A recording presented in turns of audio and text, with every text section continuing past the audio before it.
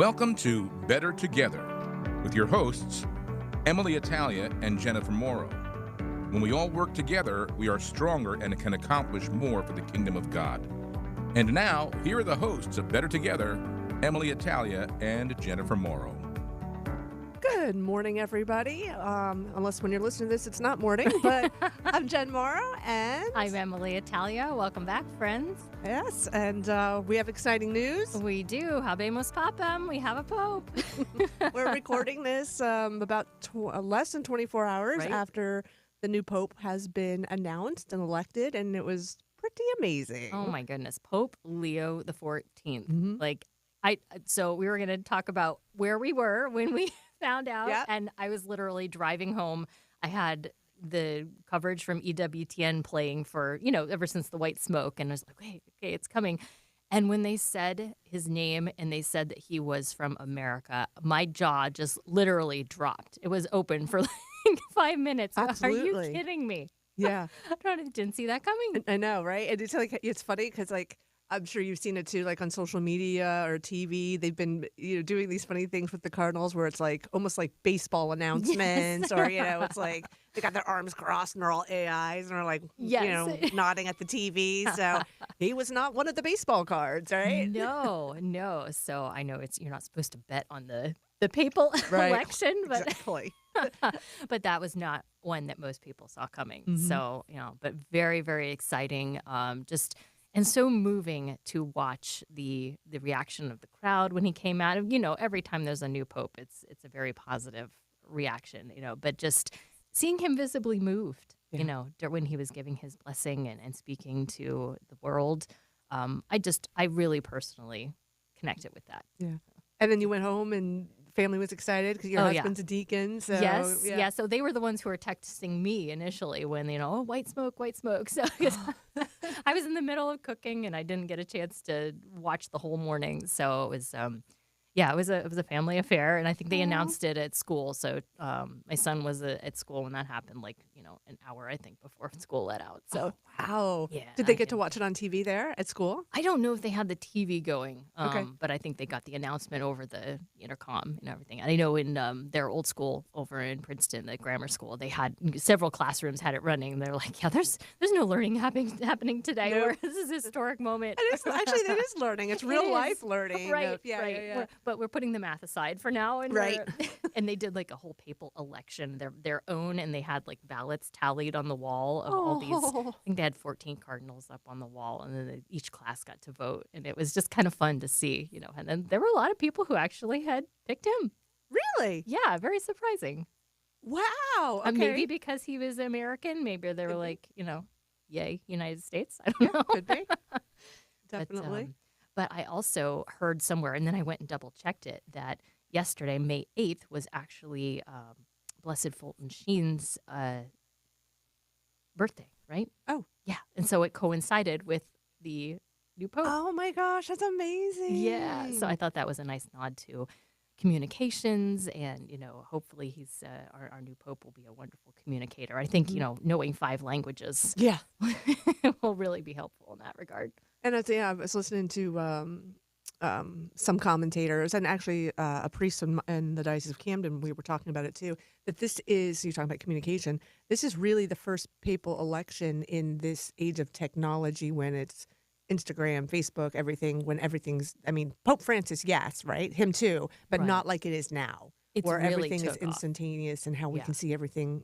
Even when I was watching on the TV, the white smoke and the election, the image is so clear. It's like you're there, right? I was like, my goodness, this is clear. It's clearer here on this TV than if I was actually there. Yeah, and then if you had tried to do that in 2013 with everybody, I don't know that my memory was probably distorted, but I don't remember the secular coverage as intensely. Mm-hmm. So I don't know if it's just the age that we're living in this moment, but it was kind of phenomenal that so many people who may not be of Catholic faith were tuned in and interested and reacting. So that was exciting. And then alongside that, you have all the secular press reactions and their interpretations of, where does he align and who, they're kind of politicizing it and just kind of taking, where does he stand on these issues?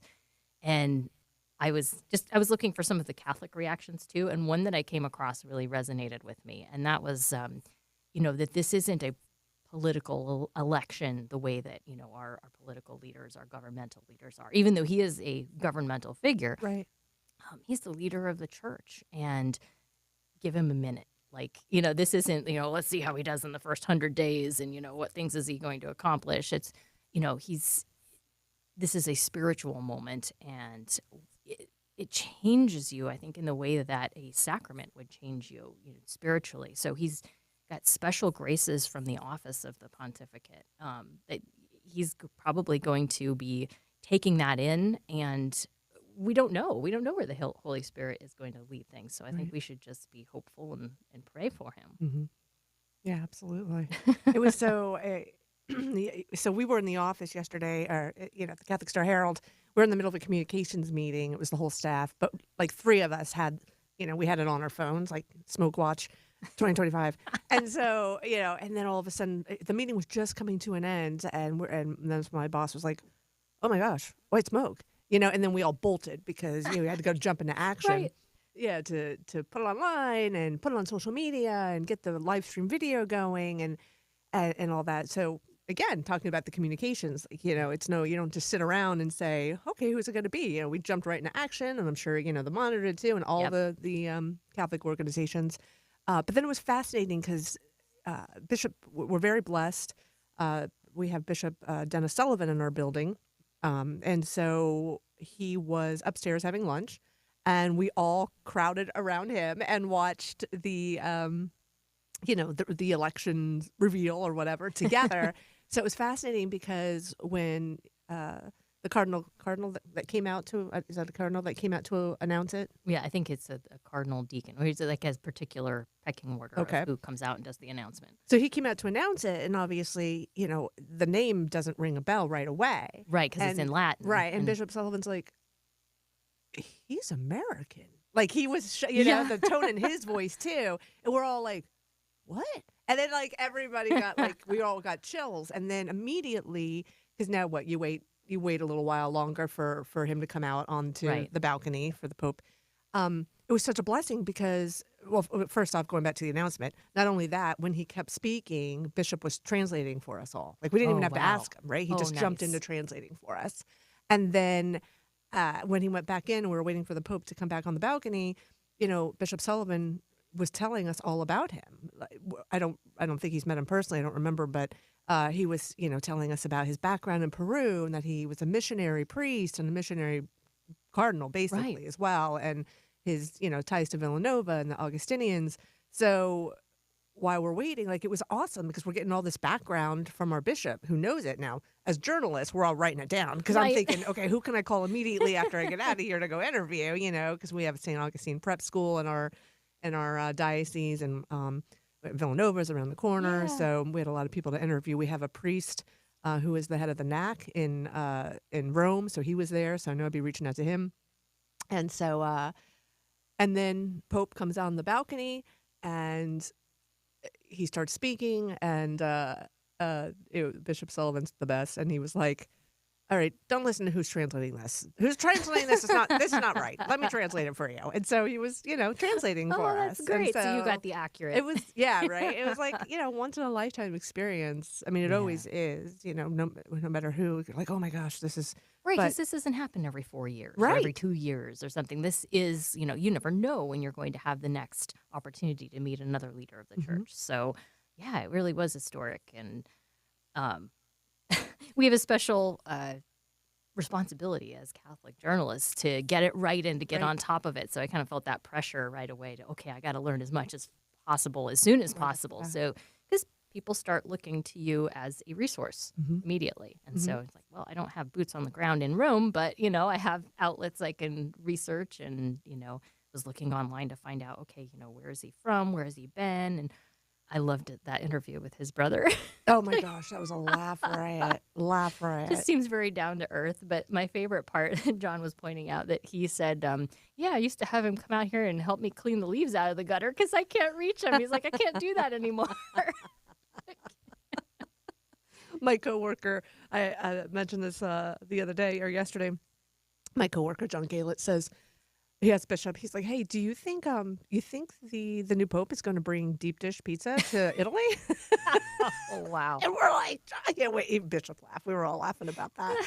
But also, it was neat because Bishop was giving us a little history also about who Pope Leo the 13th was and about helpful, some of his sure. legacy.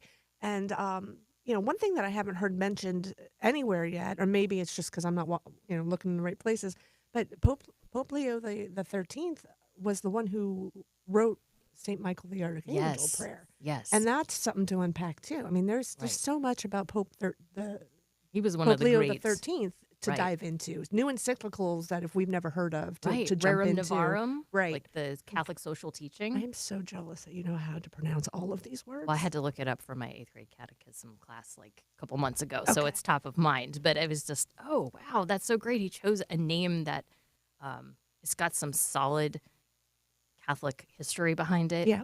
I'm excited to see how he's going to build on that. Yeah. Oh, me too. Me It'll too. be amazing.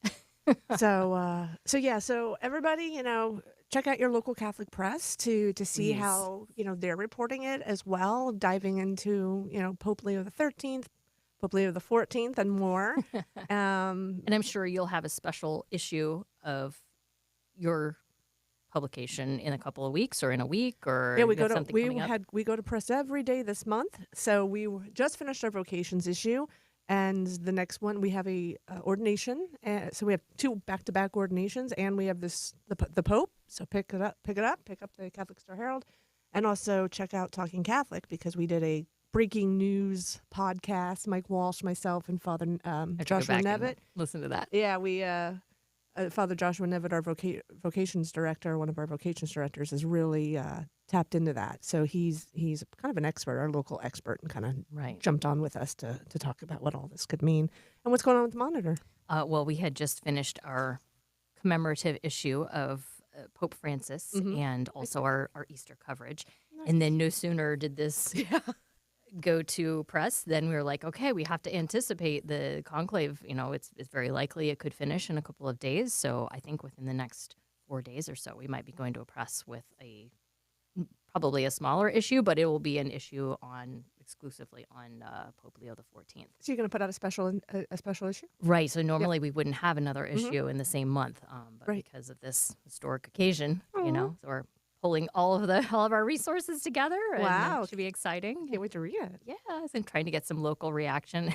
I went to a Pope party last night. All right, I'm a little So, jealous. What right. does a Pope party entail? So there's a wonderful Catholic owner of a restaurant nearby, Leonardo's in Lawrenceville, and it's Rob Pluta, and he opened his restaurant for free food and drinks for anybody who wanted to come and celebrate the Oh my papal gosh. election. And yeah, just some great people gathered, lots of smiles, lots of celebration, lots of music. So Oh, that's great. That sounds like a blast. yeah, it was fun. It was like, yeah, this is kind of like a Catholic tailgate. I like that a lot. Right. So we Catholics know how to celebrate. Absolutely. And speaking of celebrations, we've got a big one coming up that we're going to talk about for the rest of our show today. Yeah, so we're going to take a break, but, come back. We're going to be talking about the 150th anniversary of the Feast of Our Lady of Mount Carmel in Hammonton. And we'll have some experts on this subject on. So check back. Let's take a break. See you in a minute, everybody. Right. Bishop Robert Barron on the priesthood. For the first 1,000 years, there were married priests within the church. There still are married priests under certain circumstances, so it's not absolutely necessary. However, I'm a supporter of it, and I wouldn't want us to move in the direction of kind of optional, some do it, some don't. I get it. And I go back to Paul, and it's Paul's words that are actually in the ordination ritual, about an undivided life, a total gift. I have nothing but the greatest respect for married people. In fact, when I hear the term heroic sanctity, when they talk about saints, I think of parents right away, who give themselves to their kids. But there's something, I think, pure and simple and undivided about the life of celibacy. It's a radical conformity unto the celibate Christ. Why am I celibate? My ultimate answer, because Jesus was, and I'm conformed to him. The leading Catholic voices are on EWTN Radio. Dr. Simon Greenleaf was a Harvard law professor. He wanted to debunk Christianity. He thought everything these people believe rests on their claim that Jesus rose from the dead, but that wouldn't even hold up in court. So he started writing about it, and he became a Christian. Why? He eventually concluded, what's going to put someone away in court? An eyewitness. What if you have a bunch of eyewitnesses? Jail. What if the eyewitnesses are all willing to die for what they saw? Case closed. That's what we have with the rising of Jesus from the dead. Not just people dying for a belief system. These people died for something way more than that. They died for something they saw. Big difference. St. Peter was crucified. He said, I'm not worthy to die like my Lord. Crucify me upside down. St. Bartholomew was skinned alive. It makes no sense to do that for a lie. The resurrection of Jesus, God conquering death, it's the best news in history. And the best part about it is, it's all real. This is Chris Stefanik from RealLifeCatholic.com on EWTN Radio. Hey, everybody. Welcome back to Better Together. I'm Jen Morrow. I'm EmmaLee Italia. So what we are going to be talking about today is the 150th anniversary of the Feast of Our Lady of Mount Carmel in Hammonton. And with us today, we have Father David Rivera, who's the pastor of St. Mary of Mount Carmel Parish in Hammonton. And I believe also Nicholas Fognano. Nick, you can tell me if I missaid your name. And you're a member of the 150th Mount Carmel Feast Committee. Welcome. Correct. I got Correct. it? Yes. Very exciting to hear. Oh, welcome onto the show with us, gentlemen. So Thank you. yeah, so tell us a little bit about this festival for those who have not heard of it before. You know, what exactly is it and some of the history? I'll let Nick. This is Father David. I'll let Nick start because he wrote a nice, booklet. I don't know with the size of it. It's more than a booklet, more than a pamphlet, and less than a full historical research. Historical research on the feast. Okay. The booklet is called Faith and Tradition, and so go ahead, Nick. Yeah. So the feast started in 1875 when Italian immigrants took a photo or painting of Our Lady and processed through the fields, and that grew into, when the church opened in 1886, into an all-day and then an all-week Italian festival and religious feast. And it's been going on now for, this is the 150th year. And this year we'll also be celebrating a canonical coronation. It was approved by Pope Francis just recently. And we have events going on all week of July 16th. Now the feast, the festival's on July 16th, but there have been events, going on for quite a few months now. Yes. So, yes, let's add a little more detail to the Mount Carmel Society. Was founded by this first group of men, three founders: Antonio Capelli, Luigi Vuoto, and Emanuele Persico, and that society is responsible actually for organizing the procession itself.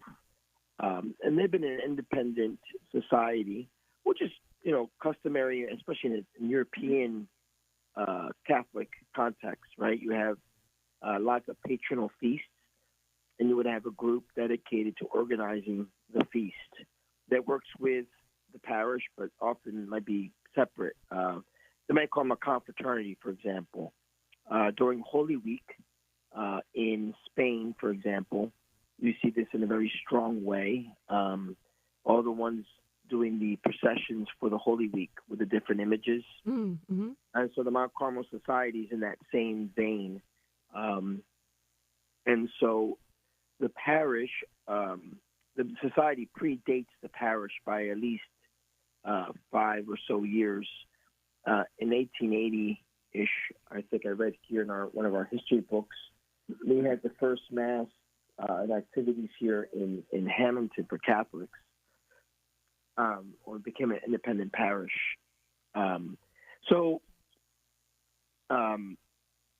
Every, several years, of course, is an anniversary year, and there's different things, that things go on.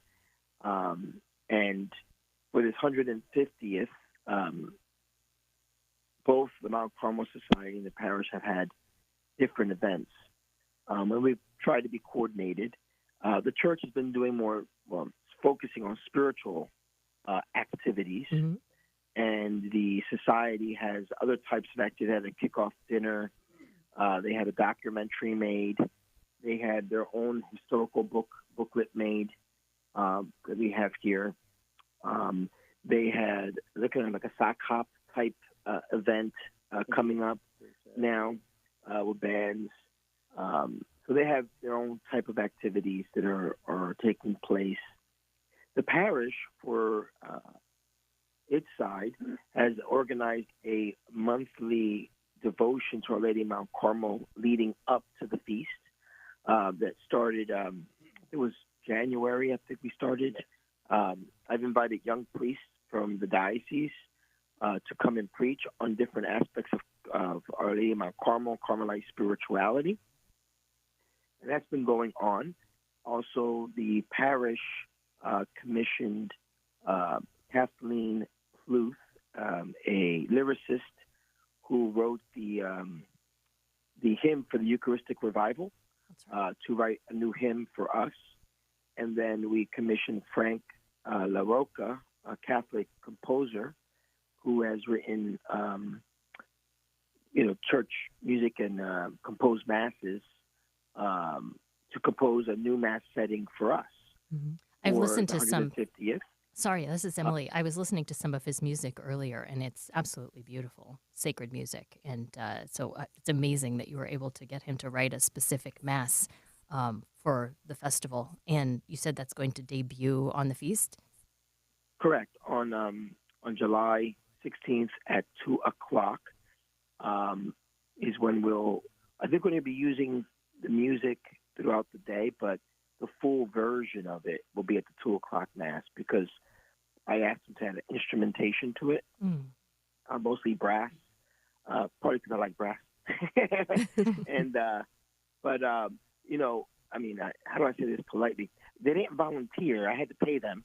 We commissioned them to do this, And so he was excited to do it, but he was like, okay, and here's the cost. And I was like, oh, okay. All right. All right. So to any of your listeners out there, Father has a 150th parish fund to help cover costs for, because we're getting a chalice made for the event. We're getting new vestments for the Mass, a whole complement of things, Wow. And also we're getting a crown made, as Nick Fagnano mentioned. So that's an interesting story. Oh, sorry, go ahead. I just wanted to, if you could tell our listeners a little bit more about that canonical coronation by papal decree. I don't think most of us are familiar with what that is. Sure. So Nick and I will tell this story together. So I was aware that images of Our Lady are crowned. Right? I've seen them. You've seen them that way. What I did not realize is that there would be some kind of, and I've heard of like Our Lady of Fatima or Lourdes, the popes visiting them and crowning them, and of course we crown Mary in May, right? Right. What I didn't know was that there was an actual petition you can make to the Holy Father to have your particular image crowned if you met certain criteria. So, Nick, you want to talk about how you discovered that and bringing it up? Yeah, so I had gotten a book that was called The Crowning of a Queen, and it was about the canonical coronation that was approved in 1904 for Our Lady of Mount Carmel in East Harlem, New York, which was an Italian-American stronghold that was under the direction of the Palatine priests who had been assigned here at one time. And the canonical coronation was approved by Pope Leo XIII right before he died. And the feast was only 22 years old when it was approved. And so I thought if they have 22 years, we're coming to a century and a half. It would almost be a sure thing if we could make an application for our statue here, and that's inspired me to write the history booklet. and ask Father David about making the application. And so, in terms of what exactly is it, it's basically the Pope offering his specific blessing to our image and recognizing the longstanding devotion of the people to that particular image in that certain place. So part of the process is making the case that this is not a sort of fly-by-night thing, that it's a regional thing. It's not just, they don't want to just pat us on the head here in Hammonton. What they're recognizing is the genuine devotion of people of an area, based on a specific image that people come, as a shrine situation. We're not technically a shrine, not that I know of. All of the decree came back saying to the shrine of our name on Carmel, Hammonton. So I don't know if accidentally we're made a shrine at the same time. I don't know. But there's a whole process for that too, to become considered a shrine. That's not something you just can say. But how beautiful. That was probably one of the last things that Pope Francis was able to do before he passed away. So lovely that came through for you. So that was definitely like a month. Was it a month before he got sick? Yeah. Right? Before he got really sick or something? It's almost exactly what happened in East Harlem. The Pope Leo XIII granted the coronation. He died 2 months later. Wow. And same thing here. And ironically, the new Pope is named Leo. Yeah. Oh, Right. yeah. There's a lot of parallels there. Yeah. So essentially, at the Mount Carmel dinner, like kicking off their celebrations, happened. Was that in March? Yes. Yeah, March. Yeah. We had just gotten approval like a week before the dinner or something like that. And so I told very few key people. First, the president of the Mount Carmel Society, his vice president, Nick Fagnano, of course.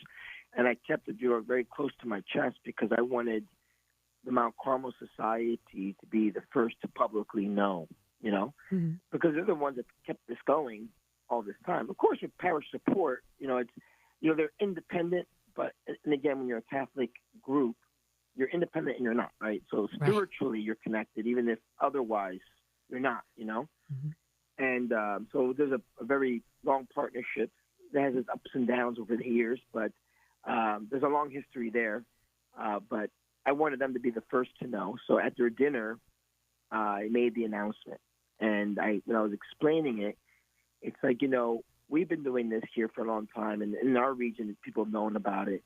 But now the Vatican knows about it, and now we're in some book over there at the Vatican officially recognizing, your continuity, your fidelity to all of this, And I don't think we mentioned yet, but this is the longest running Italian religious festival in the United States. Is that correct?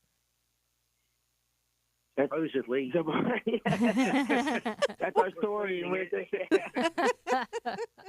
I agree. We're sticking to Right. it. Absolutely. That's how we do things in the Diocese of Camden. We are sticking it's to one that. of those things like I don't know exactly how specific we're getting with the title in order to be like the first or the longest. I mean, when you start adding things like continuous, right? Right. So there's probably have been older ones, but they stopped and they started or something like that. But this has not stopped. Even during COVID, we didn't stop. It's actually gotten bigger. Yeah. Wow. Yeah. In certain ways, yeah. I mean, I would say like the heyday in terms of participation, though, was probably, would you say, in the 70s, 60s? I'd say the 30s to the 60s. 30s to the 60s. Wow. I mean, you had in 1 week maybe 200,000 come through in a week, the whole week. 100 buses would come down on July 16th. Itself. Yeah. And that was before the great big 150th anniversary. So this year is going to be probably even bigger. And the truth is that religiosity has gone down. We all know that, right? We experience it on our parishes and all this stuff.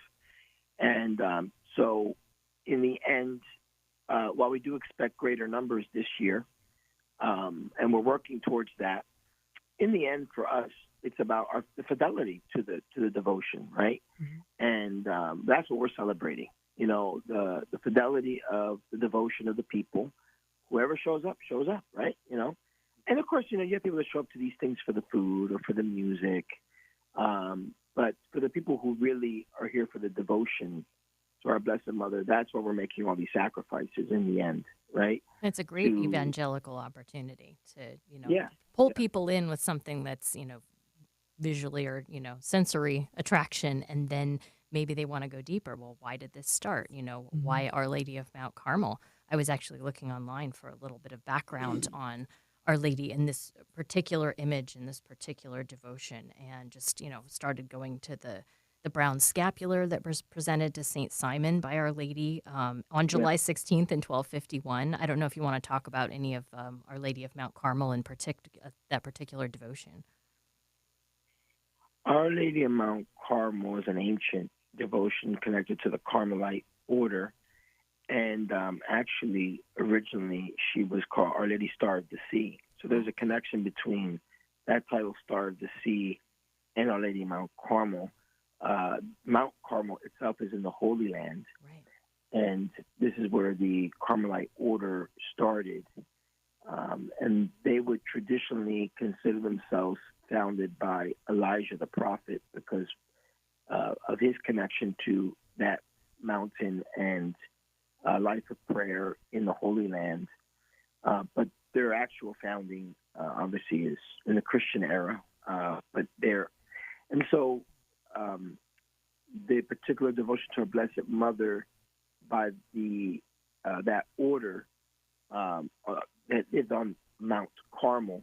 So they began to call her Our Lady of Mount Carmel. And, they have a long history. And you already mentioned St. Simon Stock, which is why the 16th specifically, the Feast of the Scapular, is very much connected. I mean, it's one and the same. And in the United States, what's interesting is that Our Lady of Mount Carmel has become strongly associated with Italian-American parishes.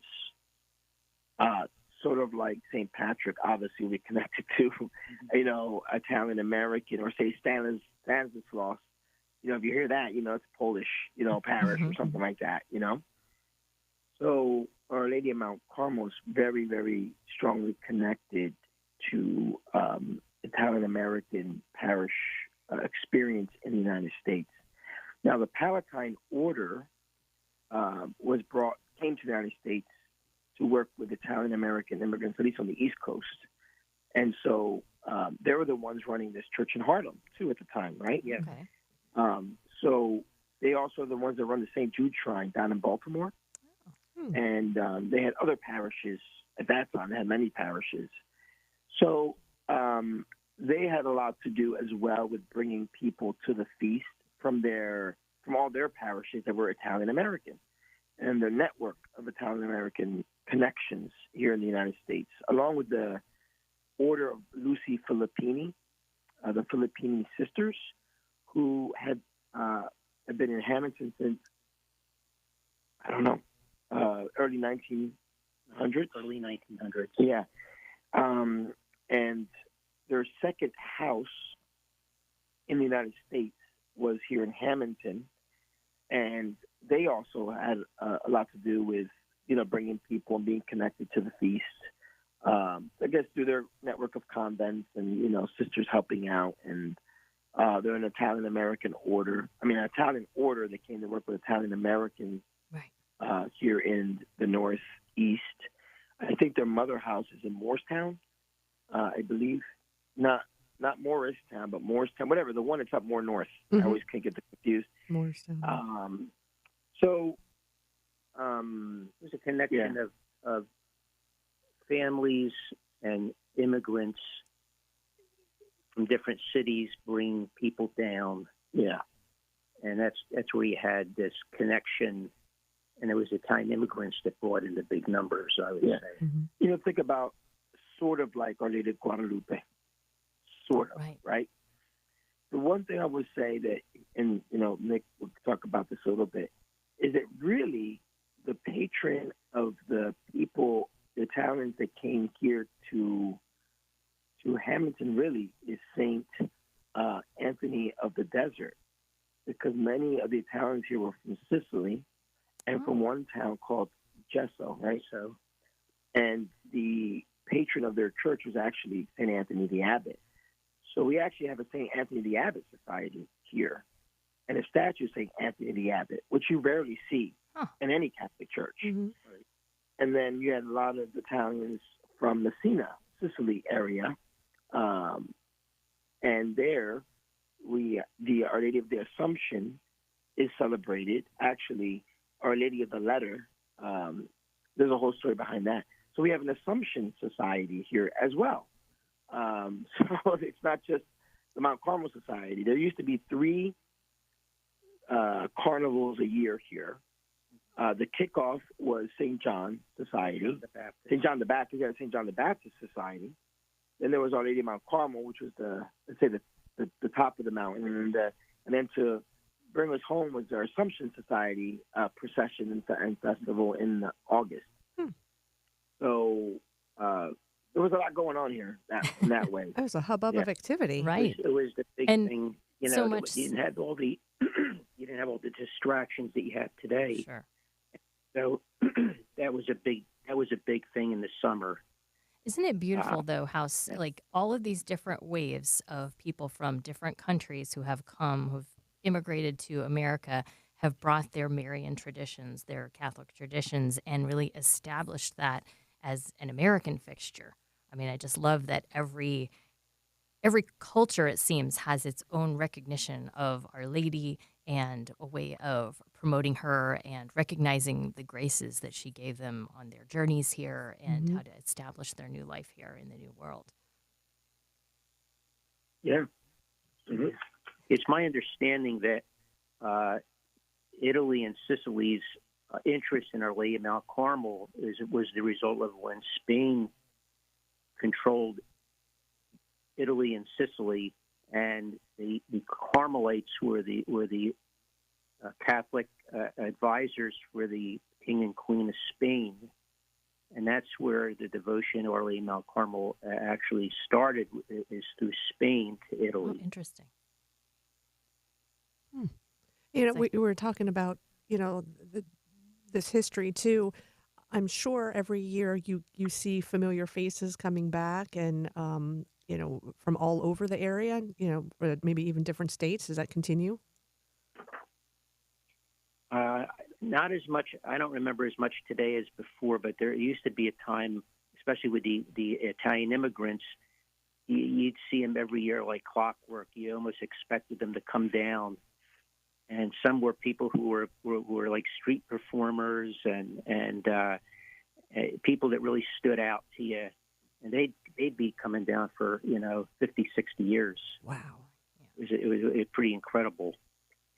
Yeah, it's pretty common to hear, especially in Hammonton, 90-year-olds say, "I've only missed one day of the procession in my whole life." Oh my gosh, That's commitment. That's amazing. And that was because I was in Vietnam or I was, somewhere else, you know what I mean? Or World War II or something like that, Yeah. It's the feast and the procession that's developed and changed over the years. Statues have been added. Now it's like a whole procession of saints. When was the first year that all the saints actually went out? Was that, because that wasn't from the beginning? That was when the 1919 church was open, and they added all the additional statues. And then he went from like 2 or 3 statues to 9 or 10, because they actually bought more statues to put in the new church. Ah, okay. Yeah, that's one of the things I always love seeing in the photos is all the procession of all of the different statues that are going through the street and people walking alongside them, especially, if you have a devotion to St. John or Mary. I always think that's really beautiful. And it looks like, so the feast week itself is going to run from July 14th through the 19th with things going on every single day. But leading up to that, there were several other kind of, introductory And occasions. some big ones in this month in May. Right. Did you want to talk about some of those so that people don't miss them before the July celebration? Yeah, well, the Mount Carmel Society, let me grab their, they have, I feel give me a second. I'm just going to pull up their website because they have their poster. on there. So they're going to have Mount Carmel celebration, spring music celebration. When is it? I see there's I'm a looking date. at the- There's May 17th and May 30th. Look like two There big we go. May events. 30th, that's the Mount Carmel Society spring fling type thing. They're going to have Frankie Avalon. Oh my goodness. So these are bands that play that kind of music. Excuse me, you know. Yeah. And you can check that out on their website. Now, in terms of the parish, we have commissioned the choir from the National Basilica in Washington to come up and sing a Marian concert on Friday, May 30th, here at St. Joe's Church. I'm excited for that. So we're excited about that. I'd be honest with you, I've been emailing back and forth with Peter Latona. He's the conductor of that choir. I don't even know what the program is yet. He's working on it, putting it together. So hopefully by the mid next week we'll have that finalized so we can put our booklet together. But I know they have a whole repertoire of beautiful sacred music of different varieties. And obviously it's going to be a Marian theme for this concert. So we figured this would be a nice opportunity in May to do something a little, big to lead up to the festivities. So we're looking forward to that very, very much. Father, So you'll be that's, excited to know EmmaLee and I were talking, and EmmaLee said, "That's my anniversary. I'm getting my husband to take me up to this concert."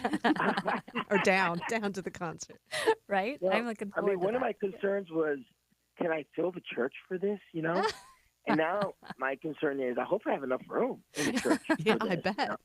Well, that's a good And, point. Are tickets being sold, or is it just first come, No, first no, serve? it's free. We're going to take a collection. It's a free will offering. It's our way of celebrating, and we just want people to enjoy. To bring people in to the excitement. And this is not a fundraiser. It's it's just for devotion and love of the Blessed Mother. It's in May, and it's a build up to the feast. We should give people the address and the time too. Yes, it's St. Joseph Church, 226 French Street, Hammonton, 08037. It's important because people often confuse Hammonton with Hamilton. Oh, sure. And yeah, so Different region. Hammonton. And but the parish is St. Mary of Mount Carmel, but the church building is St. Joseph Church. Right. And the So- concert is at 7 p.m. I have. 7 p.m. Yeah, it's going to be about an hour-ish, or so.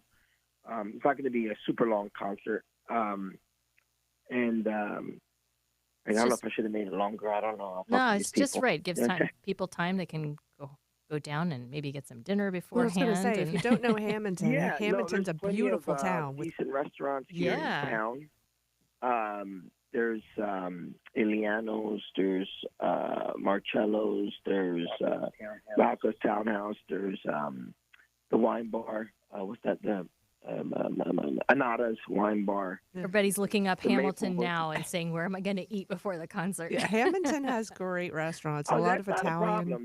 There's Yeah. plenty of places, and if you like Mexican, there's also a bunch of Mexican places too. Oh See? boy.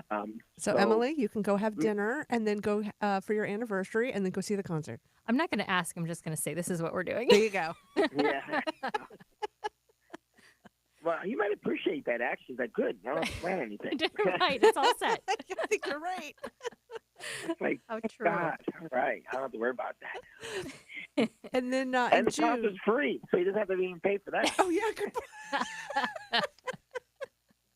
Boy, you're really selling it. Yeah.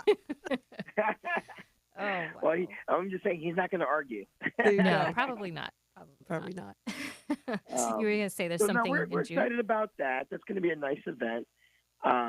Hopefully, it's a full house. Mhm. And it's nice because I've been to some of these nice concerts in Philly, and I'm always surprised that the church is not full or the place is not full. And you have these beautiful, quartets or ensembles playing these beautiful classic and sacred music, and you hardly see people there. And it's a shame it's because, like, I mean, these huh? spaces were designed before great concert halls, like for sacred music. So, to have that opportunity to hear it in that space In the is church, yeah. really unique. Yeah, no, we're excited, and hopefully, we have a good showing of people, and I'm going to live stream it as well. I better talk to them and make sure I'm allowed to. But my intent was to live stream it because you know what, the truth is, I understand. I'm going to come, and I need to have a recording of it myself anyway. Yeah, that'd be That's what beautiful. music. Yeah. And for people who maybe physically can't get to the building, would it be a nice opportunity for them to participate spiritually? So Yeah, coming up in we'll be June. giving out flyers for the 16th that night. We're going Oh, to sure. encourage people to return, and that's kind of part of the catch too. Like, come join us again, come back. Well, we really want people to walk the procession. And in the end, that's the important thing. Mass and the procession. If you want to stay afterwards and enjoy the music and buy some sausage and pepper, that's fine. We'd appreciate that, but that's not, for us, the goal. The goal is devotion. So. And that was for the July 16th. July 16th. Correct. I mean, they can come any of those nights. The church is open. There's candle racks in front of the Blessed Mother. That's a big thing to do. Just come and light your candle, and pray and make your visit, Some people can't make it the 16th. So where the church is open, the statue is there, and people can come in and pray and pay their respects and ask for her intercession, etc. And, if they could come the 16th, that would be ideal. But if they can't, well, that week would be nice. There are lots of opportunities. Yeah, there's food, there's games, rides, and it's all leading up. Fireworks, yeah, everything. Yeah. On the society side of this, where's their poster, Feast Week? They have a lot of stuff going on. So let me quickly, yeah, 2 nights of fireworks. There's food all over the place on our church parking lot, and their booths and everything in between. They're raffling a car. We had at least 3 bandstands, right? They have 2 over there. We only have 1. And the full carnival is running. They have the Museums of America. They've been coming for what?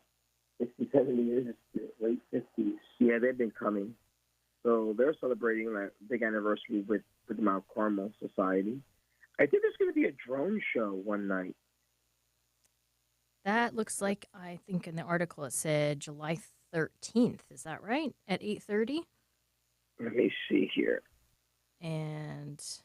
Oh, yes, there it is on the poster. July 13th. There's a special spaghetti dinner from 1 to 7. Then there's something they started here in Hammonton called the Running of the Sandwiches. The Running of the Sandwiches. Yeah, whatever. That's going to be the Sons of Italy. But the drone show and fireworks, it's the first round of fireworks. It's going to be on July 13th, which I believe is Sunday night with the kickoff. And that's going to be at 8:30 at the Hammonton High School. I think that's drones and fireworks combined thing, yeah. So it's a real family event. Like all ages this is good for. Well, that's great. I mean, there's something for everybody. Yeah. And it's just a nice week here. I mean, this is some part of people's vacation. To come to this, And we're advertising. I kind of went overboard with the advertising, but we're going to have an electronic. When you cross the Waltman Bridge, there's a digital board. Well, we're going to be on one of those. Well, we'll give people a shortcut to find out more information. The website, olmc150.com, is one place that they can get more information. Is there another site or resource where people should be looking? So, yeah, there should be a splash page that has a link to both of us. And that, I think, is the one that might be in the Star Herald. So go to the Catholic Heart Star Herald. Jennifer, what's the link that we have on our Star Herald banner down there? Oh.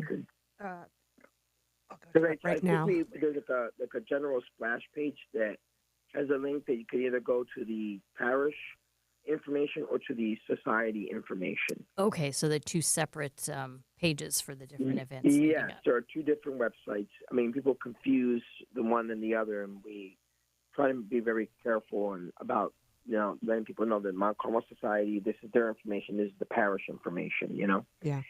And so anyway, you can go to our website. If you go to our parish website, will pop up is a splash page anyway, and you'll see links right there to both parish and to Mount Carmel Society information. Mm-hmm. So if you go to smmcp.net, that's the parish website. Okay. That's the one that's on the Catholic Star Herald as well. Right. Well, what happens is a little pop-up will show up. It says 150 years, and there's a QR code at the bottom of that. You'll see Our Lady of Mount Carmel Society, and above that, the parish's link. So they could, go to either one. Oh, perfect. And they could find information to both. Great. Well, we only have about a minute left. Is there anything that you want to add about everything that maybe we didn't ask? Or I think it's all pretty well advertised out there, and certainly Catholic Radio is invited to come down. There is a parish fund that we are promoting to help offset some of the costs that we're incurring this year. That's unique. Like I said, the music compositions, the inviting of the choir, chalice, crown, vestments. So on our parish website, there is a link to that fund, and if somebody would like to make a little contribution, that'd be nice. We invite people to walk with one of the saints in the procession. There'll be a place on the website where you could, see the list of the saints and pick a saint to walk with, and come light a candle. That's beautiful. And to participate spiritually, even if you can't be there, I noticed on your website you also have a link to pray the novena, which begins on July 7th. Oh, yeah, we have a solemn novena. I totally forgot to mention that. We invited 3 priests, Father Anthony Manapella, Father Jeff Kirby, and Father Joseph Corolla, each to preach 3 different nights of the solemn novena. Lovely. And that information is on the website. Great. Well, thank you so much, Father Rivera and Nicholas, for being with us today. We really appreciate you coming on the show. And, maybe we should take it on the road and do a show from the festival. Oh, wouldn't that be great? Yes. Why don't we end with a Hail Mary? Oh, I love that. that. Yes. Full of grace, the Lord is with thee. Blessed art thou among women, and blessed is the fruit of thy womb, Jesus. Holy Mary, Mother of God, pray for us sinners, now and at the hour of our death. Amen. Thank you both very much. Thank you. And Thank you for having us. all right, take care. Have a great day. Everybody, thank you so much for joining us for this episode. More we good know- things to come. We know where EmmaLee will be on her anniversary. And, we've had a lot of good information today. So, go down to Hammonton, check it out on July 16th, but go down a few days earlier and enjoy, so much more, the food and the rides, and more spirituality even. So Can't wait to celebrate. yeah, everybody have a great week, and thanks for tuning in.